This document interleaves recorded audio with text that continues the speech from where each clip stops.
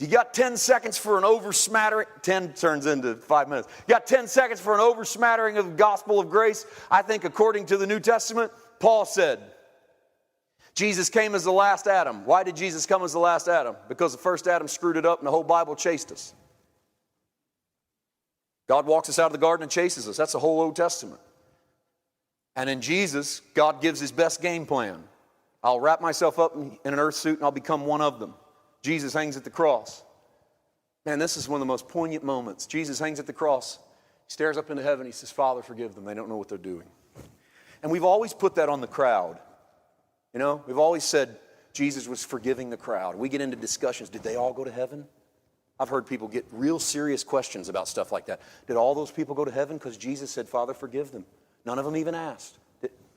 Speak past the crowd, folks. Jesus has just learned what it means to die as a man. God had never done that. And as he's hanging on the cross, Jesus says, Father, forgive them. I've been one of them. They really don't know what they're doing. This ain't easy. Jesus comes out of the tomb as the last Adam. God doesn't have another Adam. Okay? God's got a new creation on the earth, and all of you who believe in his name, to you he has given the authority to call yourselves what? Sons of God. Welcome to the family. You belong to the last Adam. Oh, that's good news. That's why John recreates the garden in John 1:1. In the beginning was the Word, and Word was with God, and Word was God. He puts Jesus in the garden. He copies Genesis 1:1. He doesn't do that by accident. He does that on purpose. Because he wants you to know you live in a new creation. He wants you to know you're part of the last Adam. This is all good news. All of that for the word man in Zechariah 6:12. Behold the man who is the branch. From his place he shall branch out. And he shall build the temple of the Lord. Yes, he shall build the temple of the Lord. He shall bear the glory and shall sit and rule on his throne. I love the fact that 13 ends with he shall build the temple of the Lord and 14 opens with yes, he shall build the temple of the Lord. Zechariah wants to repeat it twice. God says to you, there's a man coming who shall branch out.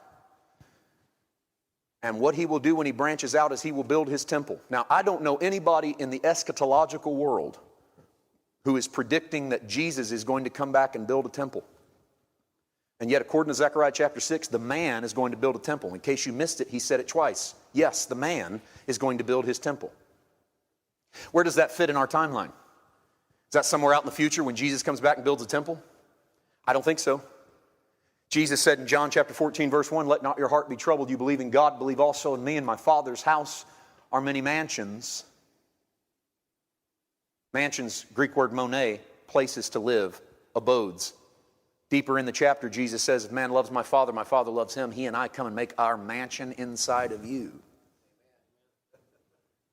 Say, I don't remember it saying mansion twice. It didn't. The translators lost their nerve. The second time, they didn't call it mansion. They call it abode. Abode. They cleaned it up because they didn't believe it's possible that the real mansion is not just over in the glory land. The real mansion's sitting in that chair. Jesus said, my Father and I are going to build a mansion inside of you, and Dad and I like to live there. Paul grabs it. Paul's good at grabbing stuff. Paul grabs it and says, don't you know your body is the temple? What temple? The one Jesus built. When did he build it? At the cross, at the resurrection, at Pentecost. And he's not done working on you. He shall build himself a house. Yes, he shall build himself a house. And it's you. And angels peer in amazement. Because they've been up in his house. But they can't believe what he's doing in you. I mean it. They can't believe what he's doing in you. It's remarkable to see what is happening in you. The man is branching out, building a house. You know, everywhere you go, the man branches out. Everywhere you step your foot, the man steps his foot. When you open your mouth, the man opens his mouth. Jesus said the kingdom's like a man drops seed in the earth until a tree grows and its branches expand until the fowls of the air find rest in its branches. Old Testament fowls were always bad. They're always eating dead things. Jesus said you're going to be so powerful, the kingdom will be like a tree and your branches will give rest to your enemies.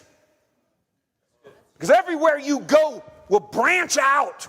How is Jesus still branching? You. That's awesome. Everywhere you go, he's branching out. He's moving forward.